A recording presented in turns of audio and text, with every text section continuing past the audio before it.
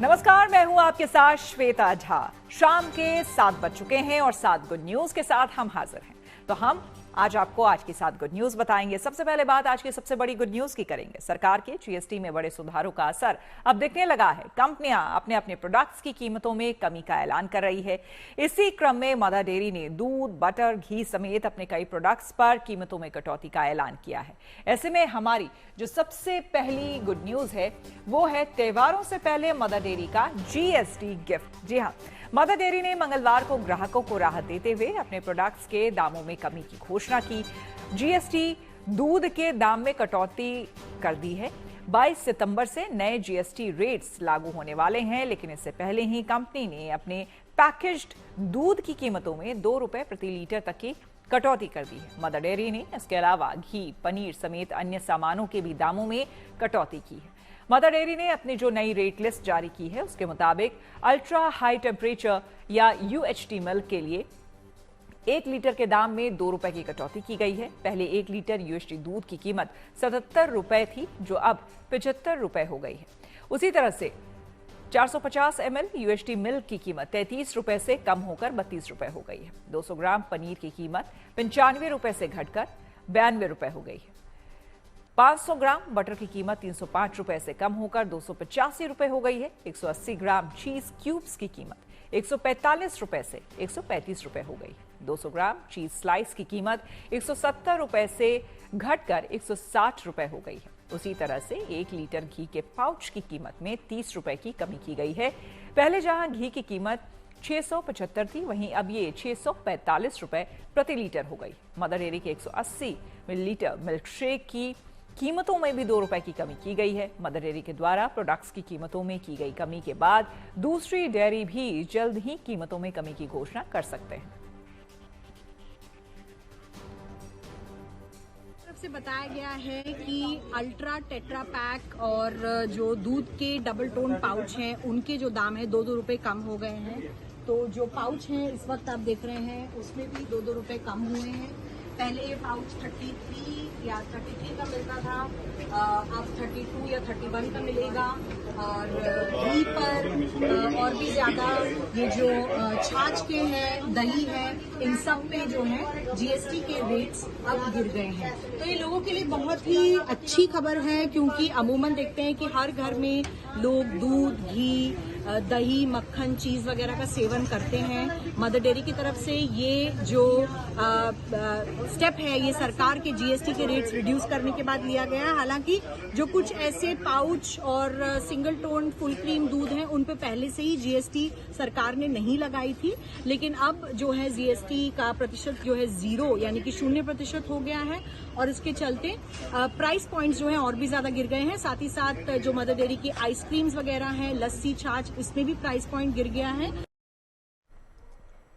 त्योहारों के समय में रेलवे रिजर्वेशन हासिल करना किसी जंग लड़ने जैसा होता है। ऐसे में रेलवे रिजर्वेशन सिस्टम को और पारदर्शी यानी कि ट्रांसपेरेंट बनाने की लगातार कोशिश कर रहा है। पहले रेलवे ने तत्काल टिकट के लिए आधार जरूरी किया और अब सामान्य रिजर्वेशन के लिए भी आधार को जरूरी कर दिया गया है। ऐसे में हमारी अगली यानी कि जो दूसरी गुड न्यूज है वो है रेलवे के हर रिजर्वेशन में अब आधार जरूरी। जी हाँ, रेल टिकट की बुकिंग में धांधली की शिकायतों के मिलने के बाद अब भारतीय रेलवे ने बड़ा कदम उठाया। अब रेलवे के लिए सामान्य रिजर्वेशन में आधार को जरूरी करने का ऐलान किया है। अगले महीने से ऑनलाइन टिकट बुकिंग सिस्टम में बड़ा बदलाव होने जा रहा है। 1 अक्टूबर 2025 से रिजर्वेशन खुलने के बाद पहले 15 मिनट केवल वही लोग ऑनलाइन टिकट बुक कर पाएंगे जिनके आधार का वेरिफिकेशन हुआ है।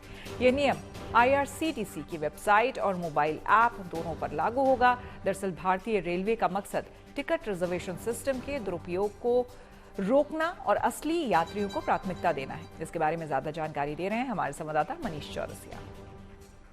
आम आदमी को ट्रेन में कंफर्म टिकट मिल पाए, एक अदद सीट मिल पाए, इसके लिए रेलवे ने एक और बड़ा कदम उठाया है।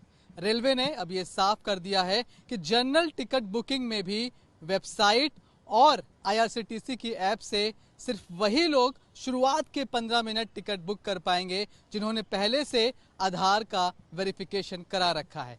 जनरल टिकट का मतलब है कि वो टिकट जो तत्काल टिकट नहीं है, फिर चाहे उसे आप स्लीपर का टिकट बुक कर रहे हो, चाहे थर्ड एसी हो, चाहे सेकंड एसी हो। रेलवे इस योजना को 1 अक्टूबर से लागू करने जा रहा है। और अब बात केरल की। केरल ने हेल्थ सेक्टर में एक ऐसी महत्वपूर्ण उपलब्धि हासिल की है जिसने अमेरिका और यूरोप के कई देशों को पीछे छोड़ दिया। केरल में शिशु मृत्यु दर महज 5 है, यानी कि राज्य का शिशु मृत्यु दर घटकर प्रति 1000 जीवित जन्म पर केवल 5 रह गया है। ऐसे में हमारी अगली यानी कि जो तीसरी गुड न्यूज है वो है शिशु मृत्यु दर में केरल अमेरिका से बेहतर। सैंपल रजिस्ट्रेशन सिस्टम की सांख्यिकीय रिपोर्ट 2023 में केरल की इस महत्वपूर्ण उपलब्धि का खुलासा हुआ है। केरल में इन्फेंट मोर्टेलिटी रेट केवल 5 रह गया है।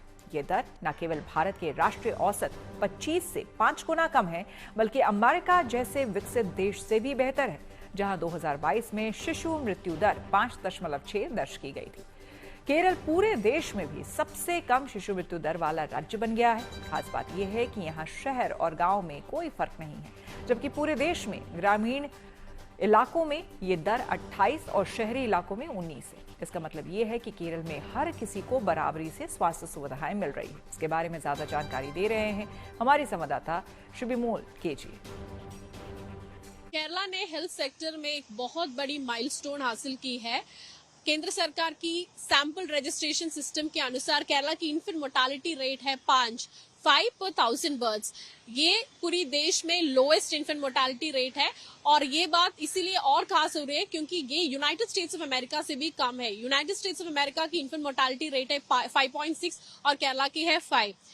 2021 में केरला की इन्फेंट मोर्टालिटी रेट 6 पे थी और पिछले सालों में बहुत सारी कोशिशें हुई है इसको कम करने के लिए और फोकस हॉस्पिटल्स को लेकर थी। जो भी हॉस्पिटल्स में डिलीवरी होती है उस हॉस्पिटल्स की डेवलपमेंट के लिए बहुत सारे इनिशिएटिव्स लिया गया और केरला गवर्नमेंट के पास एक स्कीम है, 1000 डेज की स्कीम है। उस स्कीम में जब से बच्चे को माँ अंदर कंसीव करती है उस समय से 1000 डेज के लिए माँ और बच्चे दोनों की हेल्थ पे फोकस करके उनकी देखभाल करके अपडेट लेके उनकी हेल्थ पर फोकस की है और इस प्रोग्राम ने बहुत हेल्प की ये फीट अचीव करने के लिए और पूरी देश में 25 है इन्फेंट मोर्टालिटी रेट और केरला की अगर हम देश की एवरेज देखें तो बहुत कम है। और ये बात और खास है क्योंकि ये अर्बन और रूरल ऐसा कोई डिवाइड के बिना हासिल की है। चलिए अब बात कर लेते हैं चैंपियन बेटियों की। वर्ल्ड बॉक्सिंग चैंपियनशिप में भारत का परचम लहराने वाली बेटियां जब आज दिल्ली लौटी तो एयरपोर्ट पर उनका भव्य स्वागत हुआ। ढोल नगाड़ों की थाप और फूल मालाओं के बीच इन पदकवीर बेटियों के स्वागत के दौरान प्रशंसकों का जोश हाई था। ऐसे में आज की हमारी अगली यानी कि जो चौथी गुड न्यूज है वो है गोल्डन पंच लगाने वाली बेटियों का भव्य स्वागत। जी हाँ, आज सुबह दिल्ली एयरपोर्ट पर बॉक्सिंग चैंपियन का फूल मालाओं के साथ भव्य स्वागत किया गया। इन चैंपियन बेटियों के सम्मान में ढोल नगाड़ों की धुन पर लोग जमकर थिरकते नजर आए।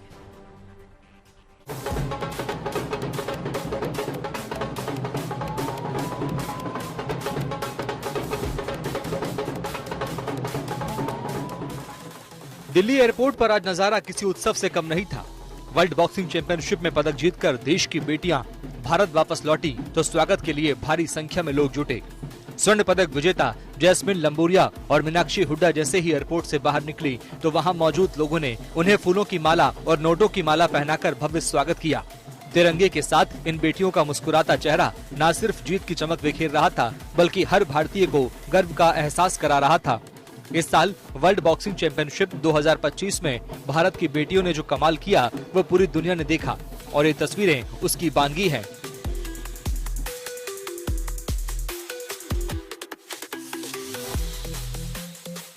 इस साल भारत की बेटियां 1-2 नहीं बल्कि पूरे 4 मेडल लेकर आई हैं। इनमें 2 गोल्ड, 1 रजत और 1 कांस्य हैं। इस बार हमें 2 नई चैंपियन मीनाक्षी हुड्डा और जैस्मिन लंबोरिया मिली है जिन्होंने गोल्ड जीतकर इतिहास रचा। तो वहीं नुपुर शौरान ने रजत तो पूजा रानी ने कांस्य पदक भारत को दिलाया है।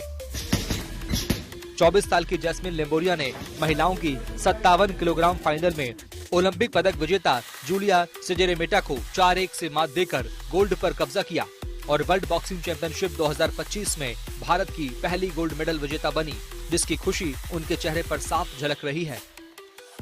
मेंटली फिजिकली पूरी 1 साल ट्रेनिंग चली अच्छी तो उसी का ये मतलब रिजल्ट है। जैस्मिन के अलावा 48 किलोग्राम कैटेगरी में मीनाक्षी हुड्डा ने भी गोल्ड मेडल जीता और अब भारत की नई मुक्केबाज वर्ल्ड चैंपियन बन गई है। अभी थोड़ी और कमी तो होती है, कोई भी इंसान मतलब कि प्रॉपर ठीक नहीं होता, उसमें कोई ना कोई कमी होती है। तो मेरे को अपनी स्किल्स पे ही काम करना है और ज़्यादा ट्रेनिंग करनी है। अभी इससे डबल ट्रेनिंग करनी पड़ेगी, उसके बाद ही फिर मैं वर्ल्ड कप में अपने आप को। इसके अलावा हरियाणा की बेटी नुपुर श्योराण ने विश्व मुक्केबाजी में रजत पदक जीतकर देश का गौरव बढ़ाया है। सर हम लोगों का वर्ल्ड कप होगा और इससे पहले हम लोगों का जो वर्ल्ड कप हुआ था कजाकिस्तान में, उसमें मेरा गोल्ड आया था और अब इसमें सिल्वर आया है। तो अब मोस्ट प्रोबेबली नवंबर में हम लोगों का वर्ल्ड कप होगा, तो मैं अपने देश को गोल्ड जरूर दे दूँगा। पहले तो सोऊंगी जाके, मैंने रोटी और चटनी खाऊंगी जाके पेट भर के, फिर सोऊंगी। पूजा रानी जिन्होंने ब्रॉन्ज मेडल हासिल किया, उनके सम्मान में भी एयरपोर्ट पर लोगों ने जमकर डांस किया और फूल माला पहनाकर उनका स्वागत किया। ये मेरी 4th वर्ल्ड चैंपियनशिप थी और पहली बार मेरा मेडल आया है, तो काफी अच्छा मुझे लग रहा है। देखिए तैयारियां अभी काफी अच्छी थी और आगे भी हम काफी अच्छी करेंगे और आगे जो अभी वर्ल्ड कप अपने इंडिया में ही होगा उसकी हम तैयारी करेंगे। तो बहुत ही ज्यादा अच्छा लग रहा है, बहुत ही ज्यादा, और ये ड्रेस देख के तो मेरे और भी ज्यादा अच्छा लग रहा है। देश की इन पदकवीर बेटियों ने साबित कर दिया है कि हौसला और मेहनत के सामने कोई भी चुनौती बड़ी नहीं होती और उनके स्वागत में उमड़ा ये प्यार उनकी जीत को और भी खास बना देता है। Bureau report, good news today. आमतौर पर संगीत की एक विधा में पारंगत हो जाने पर उस संगीतकार का सम्मान बढ़ जाता है, लेकिन अब हम आपको एक ऐसे कलाकार से मिलवाने जा रहे हैं जिसने महज 13 साल की उम्र में 2 या 5, 10 नहीं बल्कि 42 वाद्य यंत्रों के बजाने में महारत हासिल की है। ऐसे में हमारी अगली यानी कि जो 5वीं गुड न्यूज है वो है 13 साल की उम्र में 42 वाद्य यंत्रों पर महारत। जी हाँ, 13 साल की नियति संगीत की एक ऐसी जादूगर है जिसने 42 वाद्य यंत्रों को बजाने में दक्षता हासिल की है। नियति की अद्वितीय प्रतिभा के लिए उसका नाम इंडिया और एशिया बुक ऑफ रिकॉर्ड्स में भी दर्ज हो चुका है।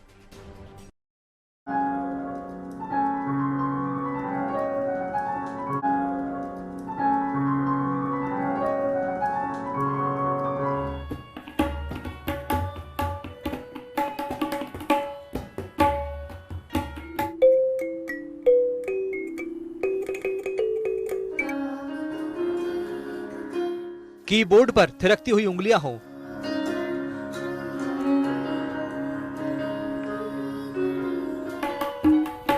या तबले पर थाप देते हुए नन्हे हाथ,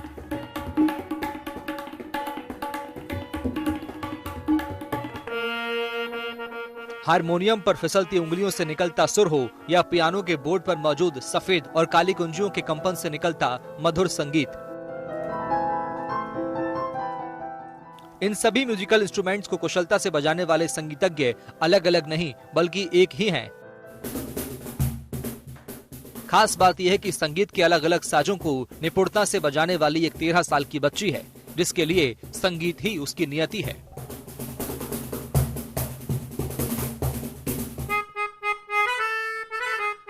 नियति चित्रांश संगीत के मामले में अद्वितीय प्रतिभा की धनी है। वो 42 तरह के वाद्य यंत्रों को कुशलता से बजाने में दक्ष है।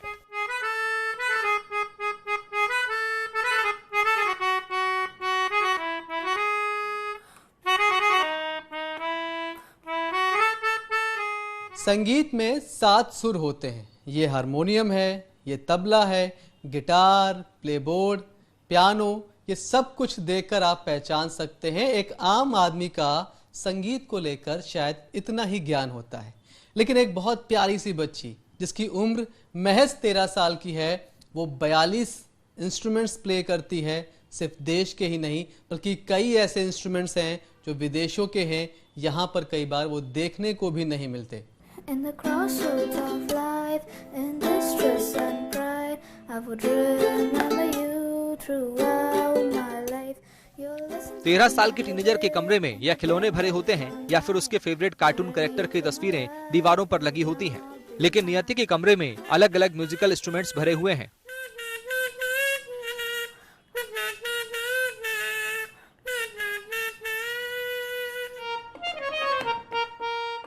नियति के रूम में पियानो है, तबला है, हारमोनियम है, कीबोर्ड है, लेकिन इन सब के अलावा ये बहुत सारे म्यूजिकल इंस्ट्रूमेंट्स हैं जिनके बारे में आम लोग कम ही जानते हैं। लेकिन इन सभी म्यूजिकल इंस्ट्रूमेंट्स को बजाने में नियति प्रवीण है।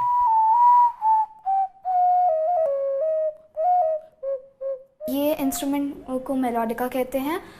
ये बेसिकली हारमोनियम के बेसिक्स पे वर्क करता है। जैसे हम हारमोनियम में थाप देते हैं जिससे उसमें हवा भरती है तो उसमें साउंड आती है। द सेम वे इसमें हम मुंह से ब्लो करते हैं इस पाइप के थ्रू, फिर इसमें साउंड आती है। अगर हम नहीं ब्लो करते तो इसमें कोई साउंड नहीं आती। महज 6 महीने की उम्र में नियति ने जब अपनी उंगलियां कीबोर्ड पर रख सुरों की साधना में रुचि दिखाई तो नियति के घर वालों ने उन्हें 3 साल की उम्र से म्यूजिक इंस्ट्रूमेंट्स की ट्रेनिंग लेने भेजना शुरू कर दिया।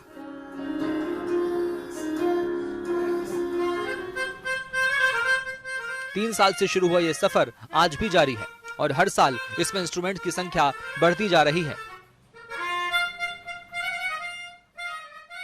मेरे को और ज़्यादा डीप नॉलेज गेन करनी है विंड ब्लोन इंस्ट्रूमेंट्स में और स्ट्रिंग्स में, एंड मैं साउंड एडिटिंग में और बेटर होना चाहती हूँ। मैं स्कूल में मेरे को म्यूज़िक रूम जाने के लिए हमेशा कंसिडरेशन है। मैं जब चाहूँ मैं वहाँ जाके प्रैक्टिस कर सकती हूँ, मैं कोई भी इंस्ट्रूमेंट प्ले कर सकती हूँ। बाकी मेरे फ्रेंड्स मुझे कभी कभी स्वर मंडल के नाम से बोलते हैं। नियति का सपना है कि वो म्यूजिक में पीएचडी करके म्यूजिक डायरेक्टर बन सके। नियति केवल 42 इंस्ट्रूमेंट्स पर दक्षता हासिल करके ठहरना नहीं चाहती, बल्कि उनकी ख्वाहिश 100 म्यूजिकल इंस्ट्रूमेंट्स पर महारत हासिल करने की है। नियति की मां अपनी बेटी के इस महत्वाकांक्षी सपने को साकार करने में जी तोड़ मदद कर रही हैं। इंस्ट्रूमेंट ढूंढ के लाती है यूट्यूब से या इंस्टाग्राम से या कोई भी सोशल मीडिया प्लेटफॉर्म से ढूंढ के लाती है कि मम्मी मुझे ये नेक्स्ट इंस्ट्रूमेंट ये सीखना है। तो मेरा सबसे पहले यही क्वेश्चन होता है तुम बजा लोगी, या अगर मैं बाहर से मंगवाती हूँ तुम बजा लोगी? कहते हैं हाँ मैं बजा लूँगी। और अब इतना टाइम हो गया इसको देखते हुए कि ऑब्जर्व करते हैं हम कि कोई भी इंस्ट्रूमेंट आता है इसको दो तीन दिन जैसे अपना उसको देखती है, समझती है और फिर बजा देती है। कोई सा भी इंस्ट्रूमेंट हो ये सबका बेसिक्स समझ के और ये बजा देती है। नियति की अनोखी योग्यता को देश दुनिया में पहचान भी मिल रही है। नियति ने एक ही समय पर 15 इंस्ट्रूमेंट्स पर नेशनल एंथम बजाकर इंडिया बुक ऑफ रिकॉर्ड्स में अपना नाम दर्ज करा लिया है। इसके अलावा शिव तांडव स्तोत्र को नियति ने आंख पर पट्टी बांधकर 13 मिनट 5 सेकंड में गाया और बजाया था। इसके लिए नियति का नाम एशिया बुक ऑफ रिकॉर्ड्स में दर्ज हो चुका है। लेकिन नियति का मानना है कि संगीत साधना का ये सफर महज शुरुआत भर है और मंजिल तक पहुंचने के लिए अभी लंबा सफर तय करना है। Manish Chaurasia, Delhi, good news today. Navratri का पर्व जैसे जैसे करीब आ रहा है, देश भर में भक्ति और उत्सव के रंग देखने को मिल रहे हैं। कहीं मां के भव्य दिव्य पंडाल सज रहे हैं तो कहीं नवरात्र के लिए गरबा रास की तैयारी की जा रही है। गुजरात में तो गरबा के दौरान महिलाओं को आत्मरक्षा के लिए ट्रेनिंग भी दी जा रही है। ऐसे में आज की हमारी जो अगली यानी कि जो छठी गुड न्यूज है वो है गरबा रास में सेल्फ डिफेंस के गुर। जी हाँ, हर बार की तरह इस बार भी अहमदाबाद में नवरात्रि की जबरदस्त तैयारियां चल रही हैं। गरबा स्थलों की सुरक्षा को लेकर गुजरात पुलिस भी पूरी तरह से मुस्तैद है। यहां महिलाओं को सेल्फ डिफेंस की भी ट्रेनिंग दी जा रही है ताकि महिलाएं गरबा कार्यक्रमों का बेफिक्री के साथ आनंद ले सकें।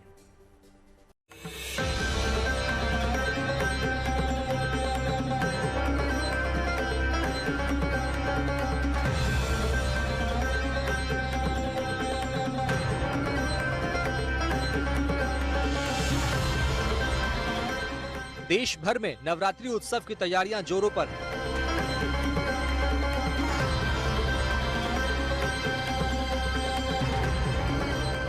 अहमदाबाद, सूरत, इंदौर से लेकर दिल्ली और मुंबई तक हर शहर में गरबा और डांडिया की तैयारियों ने अभी से त्योहार का रंग चढ़ा दिया है।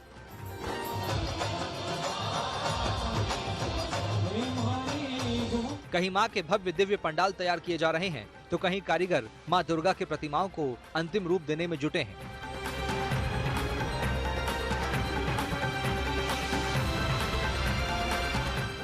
देश के कोने कोने में नवरात्र उत्सव के रंग और उमंग की लहर है। हालांकि पूरे देश में नवरात्रि की धूम रहती है, लेकिन गुजरात में इसके रंग सबसे अलग और हटके होते हैं।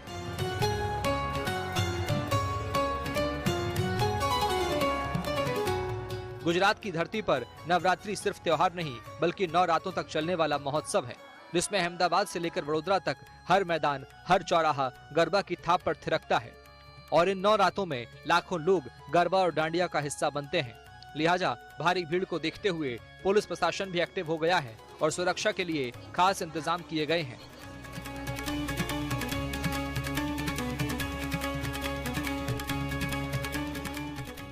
गरबा महोत्सव में जुटने वाली भीड़ पर पैनी नजर रखने के लिए गुजरात पुलिस ने विशेष सुरक्षा प्लान तैयार किया है।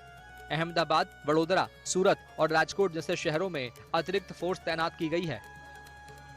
सुरक्षा व्यवस्था के साथ महिलाओं और बच्चियों को सेल्फ डिफेंस की ट्रेनिंग भी दी जा रही है। आज यहाँ पे शी टीम ने आके हमें एक बहुत अच्छी इन्फॉर्मेशन दी है कि उन्होंने 112 नंबर की हेल्पलाइन स्टार्ट की है, जो हमें आधी रात को भी हर तरह हेल्प कर सकती है। 112 हेल्पलाइन डायल करने से वो आधी रात को भी हम कहीं पे भी हो वहाँ पे उनको हमारा लोकेशन मिल जाएगा। हमारे पेरेंट्स से भी वो लोग कांटेक्ट कर लेंगे और जाके भी हो वहाँ पे आके हमारी हेल्प करके हमें सुरक्षित अपने घर पहुँचा देंगे। यूं तो पुलिस की शी टीम हर साल गरबा आयोजनों में गश्त करती है, लेकिन इस बार आयोजन से पहले गरबा की तैयारी में जुटे ग्रुप्स को सेल्फ डिफेंस ट्रेनिंग और इनके बीच अवेयरनेस लाने में मिशन में जुटी है। खास करके महिला और बच्चों की सेफ्टी के लिए और खास करके नवरात्रि के समय में, अभी जैसे गणेश पूजा है उसके समय में भी इवनिंग में कहीं गैदरिंग हो रही है आरती के समय, तो शी टीम वहाँ हाजिर रहेगी और महिलाओं और बच्चों और सीनियर सिटीजन की सेफ्टी के लिए पूरा काळजी रखेगी।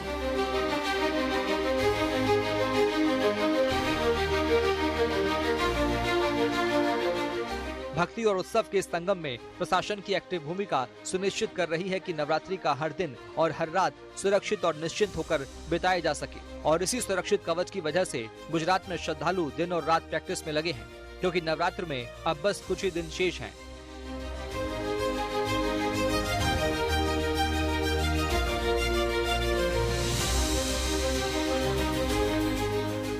अलग अलग गार्डन्स और ग्राउंड्स में गरबा ग्रुप्स जमकर तैयारी कर रहे हैं। पारंपरिक परिधान में सजे धजे युवक युवतियां थिरकते कदमों से त्योहार का स्वागत कर रहे हैं।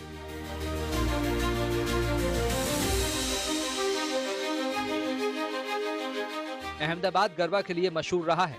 गरबा के रंग खास पारंपरिक परिधान के बिना अधूरे से लगते हैं, जिनमें महिलाओं के लिए घाघरा या चनिया चोली तो पुरुषों के लिए भी खास तरह के कपड़े डिजाइन किए जाते हैं, जिनमें छोटा घेर घुमेर कुर्ता, धोती और रंग बिरंगी पगड़ी होती है, जिस पर काशीदाकारी का बेहद खूबसूरत काम किया जाता है।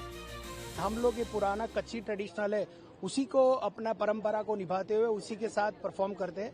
अभी आने वाले समय में कॉस्ट्यूम्स की परिभाषा और गरबा की परिभाषा बदल गई है। परिवर्तन संसार का नियम है, गरबा हमको एक्सेप्ट करना चाहिए, बट जो अपनी पुरानी चीज है उसको भी सेव करना बहुत जरूरी है। तो उसका एम दिमाग में रखते हुए और आने वाली पीढ़ी के लिए गुजरात का गरबा और गुजरात का पहरवेश वो रहे और मेंटेन हुए, उसी परंपरा को लेके गरबा परफॉर्म करते हैं। जाहिर है भक्ति और उत्सव के इस संगम में सुरक्षा की ये तैयारी बता रही है कि गुजरात की नवरात्रि न सिर्फ भव्य होगी बल्कि पूरी तरह सुरक्षित भी होने वाली है। Bureau report, good news today. आमतौर पर नवरात्र शुरू होने के साथ ही देश के अलग अलग हिस्सों में रामलीला की भी शुरुआत हो जाती है, लेकिन मथुरा में नवरात्र से पहले ही रामलीला का मंचन शुरू हो चुका है। हमारी अगली यानी कि 7वीं और आखिरी गुड न्यूज है, श्री कृष्ण जन्मभूमि में रामलीला का धूमधाम से आगाज। जी हां, कृष्ण नगरी मथुरा में रामलीला महोत्सव की शुरुआत हो चुकी है। श्री कृष्ण जन्मस्थान में रामलीला का मंचन सज चुका है और कलाकार प्रभु श्री राम की लीलाओं का मंचन कर रहे हैं। सोमवार को आपको बता दें, रामलीला सभा के तत्वाधान में श्री कृष्ण जन्मस्थल लीला मंच पर गोस्वामी तुलसीदास जी के जीवन चरित्र की लीला का भावपूर्ण मंचन किया गया। माना जाता है कि मथुरा में करीब 200 सालों से रामलीला का मंचन किया जा रहा है। यहाँ की मंडलियां पूरे देश में रामलीला करने के लिए जाती हैं।